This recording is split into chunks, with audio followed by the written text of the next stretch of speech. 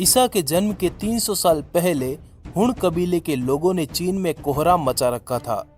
ध्यान रहे, जंगलों में रहने वाले हुणों के कबीलों ने चीन के राजाओं पर ताबड़तोड़ हमले करके अकूत अपार दौलत अपने कब्जे में ले ली। हुणों से परेशान होकर चीन के सम्राट शी हुआंग ती ने ईसा के जन्म के 245 साल पहले चीन की दीवार बना दी, जो आज भी विद्यमान है। इस दीवार के बन जाने के बाद हुणों का चीन में घुसना दूभर हो गया। इससे परेशान होकर हुणों ने पश्चिम की तरफ बढ़ना शुरू कर दिया। हुण लोग अत्यंत ही कट्टर, कड़क, असभ्य और बर्बर थे। लूटमार के द्वारा ही वे अपना जीवन निर्वाह करते थे। हुणों ने प्रचंड आंधी के समान पश्चिम की ओर बढ़ना शुरू किया और पश्चिम की युइसी जाति के लोगों पर अपनी जीत के झंडे गाड़े। ये युइसी जाति के लोग हुणों से डरकर सीर नदी के मैदानों की तरफ भागे। सीर नदी के इस इलाके में शकों का शासन था। युइसी जाति के लोगों ने इन शकों पर ताबड़तोड़ धावा बोला और शकों के राज्य को अपने कब्जे में ले लिया। ध्यान रहे, पहले हुणों ने युइसी जाति के लोगों के राज्यों को जीता, फिर इन युइसी जाति के लोगों ने शकों के राज्यों को जीता। यही समय था जब शकों की एक शाखा ने बैक्ट्रिया प्रदेश पर आक्रमण कर दिया और वहां के यवन राजा हेलियोक्लीज को टुकड़ों टुकड़ों में काट दिया। शक लोगों की जिस शाखा ने बैक्ट्रिया प्रदेश पर अपनी जीत के झंडे गाड़े थे, वही शाखा हिंदुकुश पार करते हुए भारत की तरफ बढ़ने लगी। भारत में घुसकर शकों ने पुष्प, कलावती और तक्षशिला प्रदेशों पर अत्यंत ही क्रूर तरीके से आक्रमण करते हुए इन पर अपना अधिकार स्थापित कर दिया। ईसा के जन्म के 72 साल पहले शकों के एक कट्टर राजा मोअस का जन्म हुआ। यही शकराज मोअस था, जो क्रूरता का दूसरा नाम था। अपनी अत्यंत विनाशक सेना के साथ मोअस ने मथुरा, महाराष्ट्र, उज्जैन पर भयभीत करने वाला हमला किया। उज्जैन की जीत के बाद शकों ने शक संवत की शुरुआत की। तीनों लोकों के अधिपति महादेव शिव को मानने वाले ये शक संपूर्ण भारत पर अपनी विजय पताका फहराना चाहते थे। पर शक अनजान थे उस वीर से जो मालव देश में बैठा शकों की नस्लें तबाह करने की कसमें खा रहा था, जो स्वयं वीर विद्वान कट्टर बाहुबल के साथ अपनी सेना का निर्माण कर रहा था। शकों की जड़ें हिला देने की कुव्वत रखने वाले उस देवतुल्य महामानव का नाम था वीर विराट सम्राट विक्रमादित्य उर्फ महाराज विक्रमसेन। कौन थे ये महावीर जिसे दुनिया ने विक्रमादित्य के नाम से नवाजा? सम्राट विक्रमादित्य आज से 2500 साल पहले राज राजा सम्राट महेंद्रादित्य के गर्जन। सम्राट ने 100 वर्षों तक लगातार शासन किया।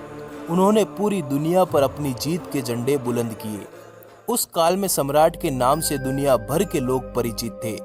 अपने समय के महान वीर योद्धा विक्रमसेन के सामने खड़े होने की ताकत दुनिया के किसी भी योद्धा के पास नहीं थी। विक्रमादित्य भारत की प्राचीन नगरी उज्जैन के राज सिंहासन पर बैठते थे। उन्होंने भारत भूमि से शकों का समूल नाश कर दिया था।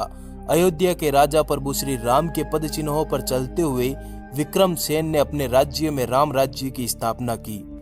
जब शकराज मोअस ने अपनी क्रूर सेना के साथ उज्जैन पर हमला किया, तो उस समय उज्जैन के राज सिंहासन पर सम्राट विक्रमादित्य के पिता महेंद्रादित्य का शासन था।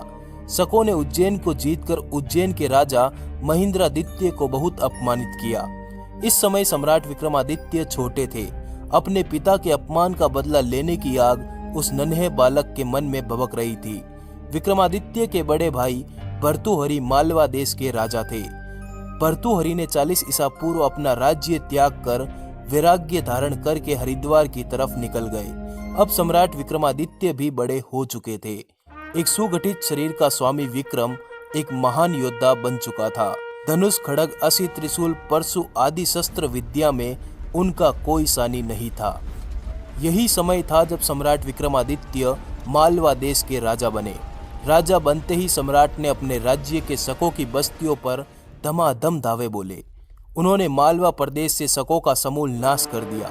इसी समय सम्राट विक्रमादित्य ने विक्रम संवत की शुरुआत करते हुए संपूर्ण भारत से शकों के समूल नाश की प्रतिज्ञा की।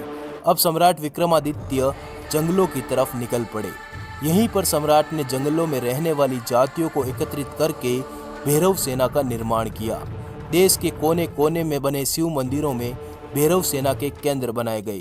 कहते हैं कि ये भैरव सेना काल का दूसरा रूप थी। हर तरह के युद्ध में माहिर ये भैरव सेना दुश्मनों के लिए मौत के समान थी। इस समय सम्राट विक्रमादित्य के पास विश्व की सबसे शक्तिशाली सेना थी, जो अपने अंतिम परिणाम में मात्र जीत ही चाहती थी। इसी सेना के साथ सम्राट विक्रमादित्य ने संपूर्ण भारत की भूमि को विदेशी शासकों से मुक्त कराने के लिए एक बृहत्तर अभियान चलाया। इसी समय उज्जैन के महाकुंभ का समय आया। संपूर्ण भारत की भैरव सेना उज्जैन पहुंची। महाकुंभ का स्नान होते ही ये भैरव सेना शकों पर काल बनकर टूट पड़ी। इस समय संपूर्ण भारत में 4 महाशक राजों का राज्य था। भैरव सेना ने इन चारों शक राजों को बंदी बनाकर सम्राट विक्रमादित्य के सामने उज्जैन लाया। यहीं पर इन शकों को समाप्त कर दिया गया। भैरव सेना ने संपूर्ण भारत में ऐसी विजयी पताका फहराई कि भारत के चप्पे चप्पे से शकों का नाश कर दिया गया। इन्हीं 40 से 50 वर्षों में राजा विक्रमसेन अखंड भारत पर एक छत्र शासन स्थापित करने वाले राजा विक्रमादित्य की उपाधि धारण की। अरब तक फैला था सम्राट विक्रमादित्य का शासन। महाराजा विक्रमादित्य का सविस्तार वर्णन भविष्य पुराण और स्कंद पुराण में मिलता है। विक्रमादित्य के बारे में प्राचीन अरब साहित्य में भी विस्तार से वर्णन मिलता है। उस वक्त उनका शासन अरब देश तक फैला था। दरअसल विक्रमादित्य का शासन अरब और मिस्र देश तक फैला था और संपूर्ण धरती के लोग उनके नाम से परिचित थे। इतिहासकारों के अनुसार उज्जैन के सम्राट विक्रमादित्य का राज्य भारतीय उपमहाद्वीप के अलावा ईरान, इराक और अरब देश में भी था। विक्रमादित्य की अरब विजय का वर्णन अरबी कवि जरहाम किंतोई ने अपनी पुस्तक शेर उल ओकुल में किया है।